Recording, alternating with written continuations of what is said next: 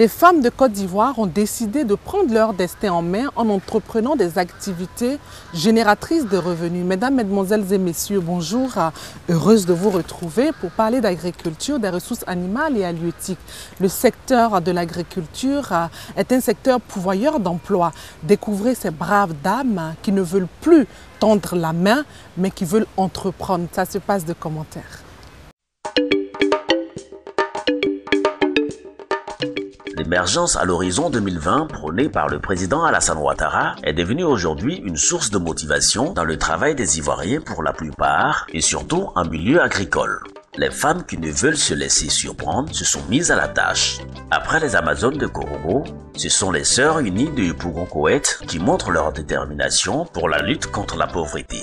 Moi et puis mes sœurs, on a commencé à faire une association qui est nommée les Sœurs Unies. On est au nombre de 160 personnes.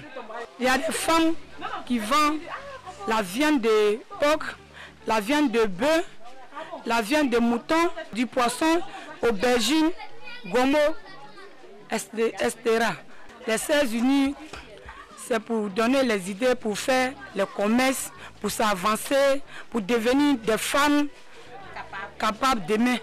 En tout cas, aujourd'hui, ça va. La présidente, qui a compris qu'il faut vite se réveiller, s'est mise au travail depuis 2012 et a sensibilisé ses sœurs du quartier afin de faire comme elle, c'est-à-dire la commercialisation du vivrier, de la viande de porc, du poisson à la braise et bien d'autres spécialités leur permettant de se prendre en charge. Bon, je vendais d'abord du poisson, après j'ai commencé la viande de porc. Je vendais mes camarades. Aujourd'hui, je suis devenu grossiste. Quand les gens viennent prendre dans ma main, en tout cas, ça va. Mes soeurs aussi, ils s'en sortent bien. Ils viennent prendre avec moi. Ils s'en vont revendre. Bon, en tout cas, ils s'en sortent bien. En effet, dès 5 heures du matin, ces femmes sont toutes au marché pour se procurer la viande de porc livrée par des grossistes pour celles qui font le commerce du porc au four, comme cette femme qui, grâce à son activité, nourrit sa famille et arrive à scolariser ses enfants. J'ai commencé avec la somme de 20 000 francs. D'abord, j'ai commencé par un carton d'abord. J'ai payé mes casseroles, les assiettes. Quand je vends mon argent, ça, je prends pour s'occuper de mes enfants. Je prends aussi pour s'occuper de ma mère. C'est ce que je fais. Je ne peux pas attendre l'un des garçons parce que là, un jour, il va dire « Ah, il n'en a pas ».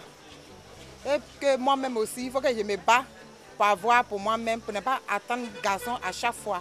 Moi, je vends porc. Depuis, ça me fait 25 ans. J'aide mon mari. Toutes les commerçantes qui sont sur le terrain, ils aident les maris. Ce n'est pas au travail seulement, ce n'est pas à travers des blancs seulement qui aident les maris. Même avec le commerce, on peut aider nos maris. Nous, les femmes battantes, on ne peut pas attendre les garçons maintenant pour mettre la main dans les poches. Nous-mêmes, on va faire quelque chose.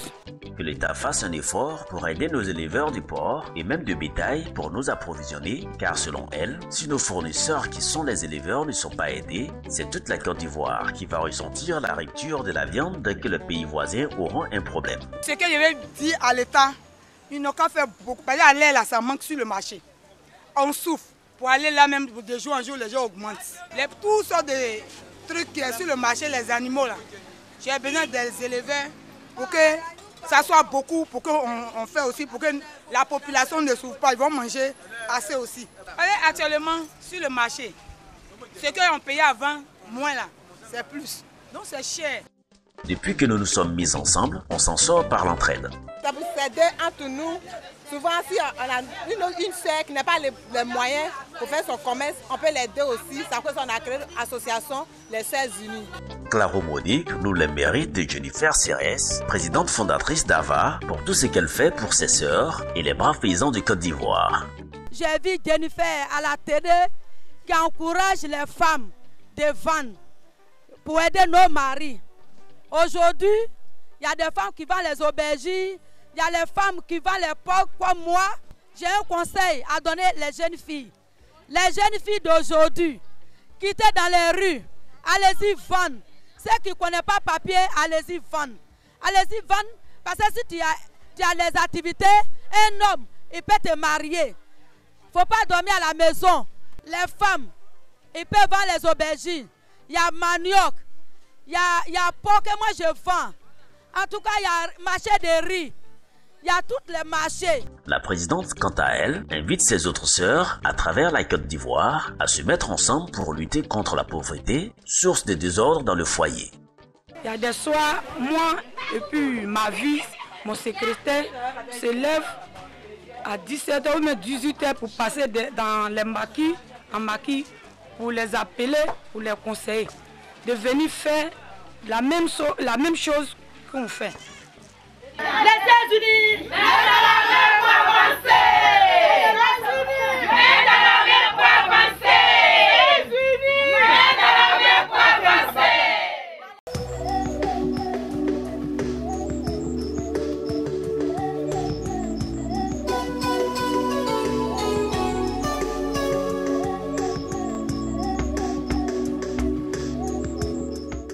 Moi, c'est Jean-Charles Kouassi, je travaille dans l'industrie pharmaceutique. Nous savons tous que avoir un salaire, c'est bon, mais avoir des revenus additionnels pour avoir un meilleur niveau de vie, c'est encore mieux. Donc, qui dit revenu additionnel dit investissement. L'investissement peut se faire de plusieurs manières, mais nous sommes dans un pays à vocation agricole. Donc, l'un des meilleurs investissements qui puisse exister, c'est l'agriculture. Donc, aujourd'hui, entreprendre dans le domaine agricole, surtout dans le domaine du vivrier, c'est important pour quelqu'un qui travaille, qui a déjà un revenu et qui peut se constituer une petite épargne pour aller investir, même si c'est juste un petit hectare, dans des produits qui marchent. Les produits vivriers aujourd'hui, nous savons tous que la tomate, oignon, concombre, chou, salade, chaque jour que Dieu fait, nous en consommons. Donc c'est dit que je ne pense même pas qu'en Côte d'Ivoire ici, l'offre est supérieure à la demande. Voilà, l'offre est toujours inférieure à la demande, donc il y a toujours un marché pour tout ce qui est produits vivriers en particulier, mais produits agricoles en général. Donc je pense que l'investissement dans l'agriculture, même si on est déjà salarié dans les grandes villes, c'est très important. Donc je lance un appel vibrant à toute personne qui a déjà une activité, qui n'est pas forcément dans l'agriculture, qui veut investir. L'agriculture, ça nourrit son homme et ça permet à l'homme de vivre nettement comme il a envie de vivre.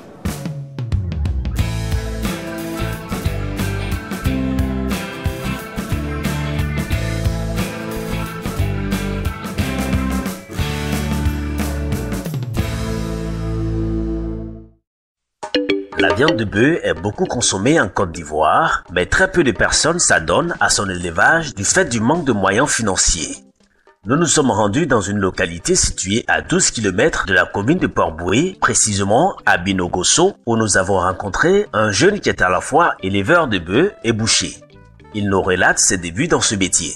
J'ai commencé en 1996 avec 3 bêtes, où comme je suis boucher, j'ai fait de l'engraisse et je vends sur le marché ivoirien. Quand j'ai commencé avec les 3, c'est les pots de manioc que je les nourrissais avec. Après 3 mois, 4 mois, je les revendais sur le marché. Et si je revends et que j'ai eu un bénéfice, je paye une femelle, et puis 2 femelles, et puis 3 femelles. Et puis j'élevais, la reproduction se tenait bien. Il y avait des difficultés aussi parce que le lieu de la ferme n'était pas aussi sécurisé. Et c'est de là que l'idée est venue de me déplacer pour venir ici. Les aliments lui sont approvisionnés depuis Alépé et Azopé. Il mange 30 sacs le matin et puis le soir. Et leur manger, c'est des pots de manioc, le cobra et puis il y a le sel industriel aussi que je les nourris. Là pour qu'ils grossissent vite. Déterminé à réussir, il a dans son cheptel 88 bœufs. La particularité de cette ferme, c'est qu'elle a 2 types de races, à savoir les Goudali et les Kiwal venus du Nigeria, du Ghana et du Burkina Faso. Les bœufs que vous voyez, c'était les bœufs tout venant du Burkina. Quand ils venaient du Burkina et du Mali, on choisissait les bonnes bœufs pour faire l'engraisse et la reproduction. Et à force de continuer le travail avec succès, c'est de là maintenant j'ai fait l'expérience sur les bœufs Goudali et les bœufs Kiwal. Et parce que les races sont un peu chères et la reproduction, les gens ont dit que c'est un peu difficile. Et la reproduction, les gens n'aimaient pas trop. Que c'est les zones vers le Burkina et puis le Mali, ça prend. Vers la Côte d'Ivoire, c'est un peu difficile que ça prenne. Et j'ai fait l'expérience et ça donnait Et j'ai présenté mon bœuf Goudali au Sahara et ça a pris aussi un succès. Et aujourd'hui, je suis très content que la population s'intéresse à ce travail parce qu'après le Sahara, plusieurs personnes sont venues ici me poser des questions pour voir comment ça se passe. L'engraissement se fait dans l'enclos des mâles. Il nous explique comment cela se passe. Bon, ici, l'engraissement se fait pour les bœufs tout venant du Burkina. Comme on est boucher, quand on les voit à l'abattoir, on peut payer, venir faire l'engraissement. À 4 mois, 5 mois, on donne ça dans les supermarchés de la place. Mais les bœufs venus du Burkina, du Mali, là, dès qu'on paye, on fait l'engraissage 4 mois, 5 mois. Puis maintenant, avant de mettre sur le marché. Quand je paye les bœufs, je fais appel à mon vétérinaire qui vient donner l'antibiotique. Après, il déparasite. Puis maintenant, il donne de la vitamine pour que l'animal puisse prendre la forme exacte que j'ai besoin. Parce que comme ils ne sortent pas, ils sont là, ils mangent et ils ont un suivi correct. Le vétérinaire vient chaque 2 semaines pour les suivre. La reproduction, quant à elle, se fait dans l'enclos des femelles. Ici, c'est pour multiplier les races Goudali et les races Kiwal, qui sont un peu rares en Côte d'Ivoire. Et j'ai 2 bêtes Goudali que j'ai mis au niveau des femelles Kiwal et les tout venant du Burkina et du Mali qui font le croisement et qui donnent des races aussi bonnes que vous voyez. Et c'est cette reproduction-là qui fait que quand ils ont 6 mois, 5 mois, je les envoie au niveau des mâles pour faire l'engraisse, pour donner la viande de qualité aux consommateurs. Afin de s'assurer de la bonne santé des bœufs, Sidouye Moussa, boucher détaillant à Cocody, s'est rendu sur ces lieux et se dit satisfait du travail abattu. Effectivement, M. Zungrana, nous, on l'appelle affectueusement Razo. C'est un éleveur, on se connaît il y a plus de 10 ans. Effectivement, depuis plusieurs années, vraiment, il nous donne de bonnes bêtes et qui nous arrangent surtout dans la vente. Parce que nous, en tant que bouchers, nous avons besoin de bêtes bien charnues, qui n'ont pas trop de graisse. Parce que quand une bête a beaucoup de graisse, nous, on perd. Et effectivement, on lui donne souvent des conseils. Et donc ce matin, je suis arrivé sur son parc pour voir un peu dans quelles conditions il élevait. J'ai vu comment il élève les bêtes et ça nous arrange. Kotia Kakou Jérôme, secrétaire général du collectif des syndicats des bouchers de Côte d'Ivoire. Collectif qui lutte pour sauvegarder le bien-être des consommateurs et défendre les intérêts matériaux de ses membres. Il a aussi tenu à féliciter Zungrana pour son dévouement. M. Zungrana a été primé au Sahara et c'est pour nous vraiment une grande fierté. C'est un grand travailleur, un homme discret qui nous donne beaucoup d'informations. Par ailleurs, les bêtes sont confrontées à plusieurs risques de maladies. Pour ce faire, ils sont donc suivis par un vétérinaire car pour un bon élevage, il faut un environnement sain. Les maladies que mes bêtes rencontrent ici, c'est le boudial et puis les safs, c'est qui des fois ils ont mal aux pieds et puis des fois ça vient au niveau de la bouche. Puis le vétérinaire vient s'occuper correctement d'eux. Chaque 2 semaines, il est là. Puis des fois, il y a les peaux qui ont un problème et puis il envoie des produits vétérinaires pour les suivre. Heureusement, voici un cas, mais ça va maintenant. Et il désinfecte aussi la ferme de sa manière. Aujourd'hui, il n'y a aucun problème et tout se porte bien. Il souhaite que l'État organise des séances de vaccination périodiques. Je voulais remercier le village qui nous a donné ce site provisoire pour nous permettre de faire l'élevage et souhaiter aussi que chaque 3 mois ou chaque 6 mois que l'État envoie une équipe de vaccination pour venir vacciner nos bœufs. Il est aidé dans sa tâche par son frère Kaboré Kader. C'est mon oncle, moi, eu le 3 ensemble, c'est pas aujourd'hui, ça fait longtemps. On a commencé de bœufs là, 3 bœufs. Mais pour le moment maintenant là, c'est bon pour nous, tellement il n'y a pas de problème, nous on mange ici sans problème, on travaille, c'est pas aujourd'hui, sans problème, il n'y a pas de palabre ni rien. Et tout le monde ils sont contents, les gens viennent regarder, ils sont pleins, tout le monde vient regarder, il n'y a pas de problème. Notre portrait du jour souhaite bénéficier de l'aide afin d'améliorer son activité. Il lance un appel aux jeunes à ne pas hésiter à se lancer dans l'élevage car c'est un métier noble qui nourrit son homme. Tout simplement, je voulais dire seulement que l'élevage est un métier noble et je le fais avec une grande fierté. Mais des fois, il y a tellement de difficultés comme vous voyez l'espace. J'aimerais avoir un projet qui va me permettre d'avoir cette place qui va m'appartenir parce qu'actuellement je suis en location. Et si je l'ai, c'est pour couvrir et puis professionnaliser mon travail et avoir un fourrage pour leur donner de l'eau de qualité. En plus de ça, on ne peut pas parler des difficultés sans parler des moyens. Je travaille, je suis content, mais je vais améliorer. Si l'État peut m'aider à m'améliorer, ça me fait plaisir. Et l'État aussi peut profiter de cette expérience que j'ai. Moi, je lance un appel à la jeunesse. L'élevage est un métier noble. C'est vrai que la rentabilité prend du temps, mais lorsque tu s'y mets, tu vas gagner beaucoup de bénéfices. Et j'encourage la jeunesse à ne pas toujours penser à travailler dans les bureaux, à toujours penser à faire l'élevage, le monde agricole. Je pense que cela aussi est très bon. Notons que la Côte d'Ivoire reste encore dépendante des importations pour la couverture en besoin de protéines animales. AVA encourage donc la jeunesse à s'orienter dans ce domaine.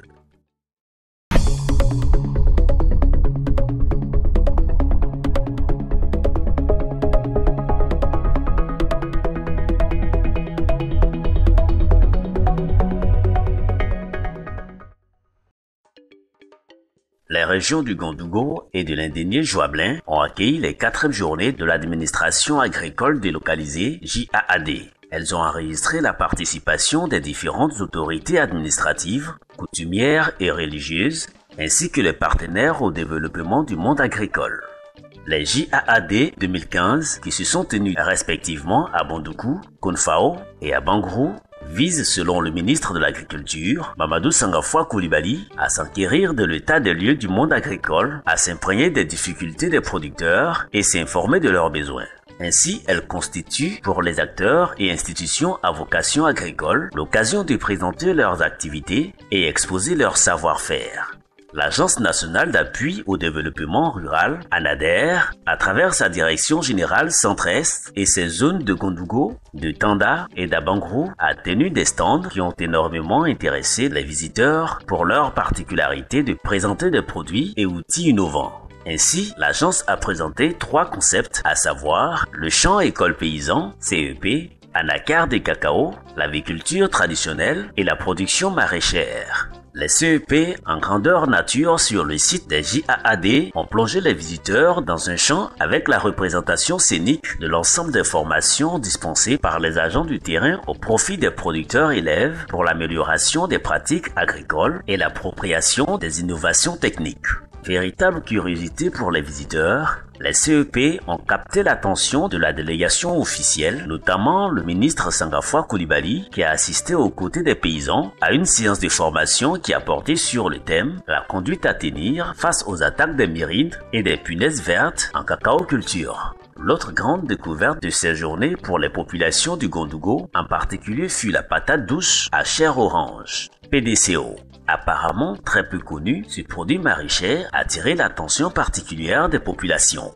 Les techniciens de l'ANADER l'ont présenté dans toutes ses composantes, allant de ses valeurs nutritionnelles à sa technique de culture. Monsieur Daniel Kablan-Duncan, Premier ministre de Côte d'Ivoire, visiblement très impressionné par les valeurs nutritionnelles de la patate douce à chair orange, a encouragé l'agence de la vulgarisation de ces produits agricoles.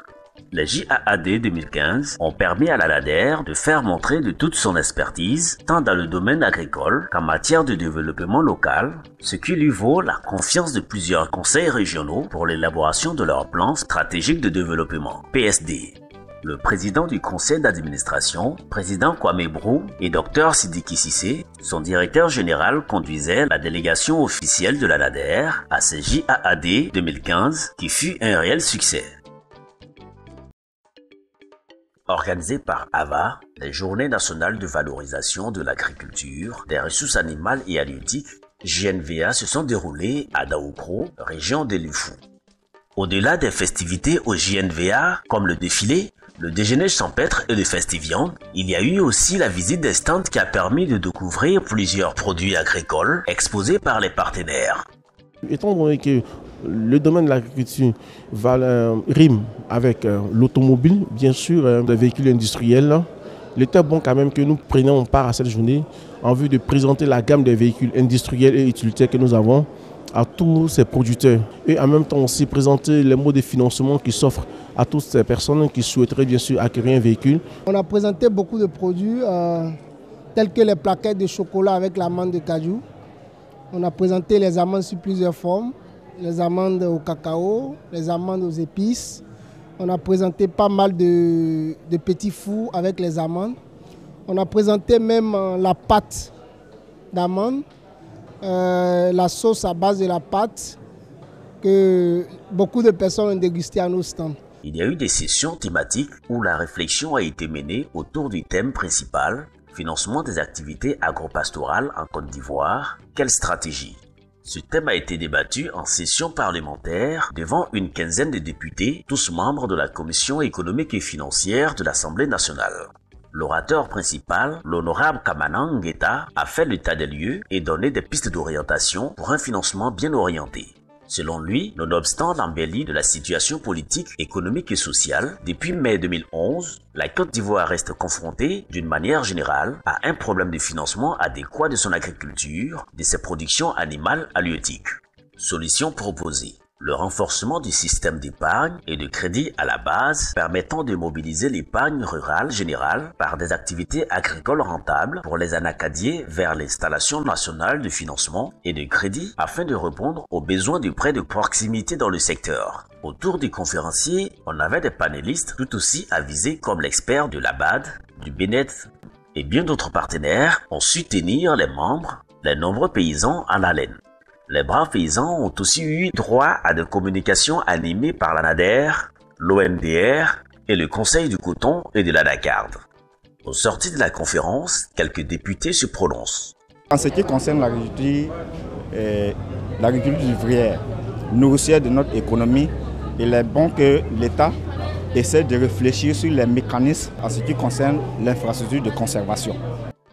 Dans la soirée, un somptueux dîner gala a eu lieu au palais de congrès de Daoukro. Lors de la remise des awards, plusieurs distinctions ont été faites. Des agriculteurs, des organisations professionnelles agricoles, des sociétés coopératives et des agro-industriels de tous les secteurs du vivrier, du maraîcher et des ressources animales et halieutiques en passant par des cultures de rente. Des prix super or et spécial argent de la 5e édition des Journées nationales de valorisation de l'agriculture, des ressources animales et halieutiques, JNVA, ont été décrochés respectivement par l'ancien chef de l'État ivoirien, Aimé Henri Konan Bédié, et le président de l'Assemblée nationale, Guillaume Kibafori Soro.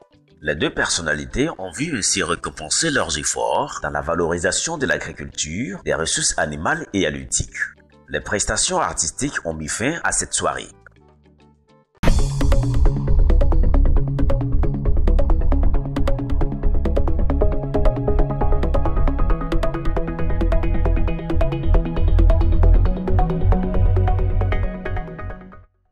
Le temps qui nous est imparti tire à sa fin. Moi, je vous donne rendez-vous dans 15 jours dans un autre décor pour parler d'agriculture, pour parler de ressources animales et halieutiques. Vous êtes éleveur, vous êtes paysan, vous vivez en Afrique, vous voulez que nous puissions vous rendre visite pour faire partager votre expérience à tous les autres paysans d'Afrique. Vous pouvez nous contacter à l'adresse qui s'affiche au bas de votre petit écran. Vive nos braves paysans, braves paysannes, pour que vive l'agriculture. Rendez-vous dans 15 jours. À très vite.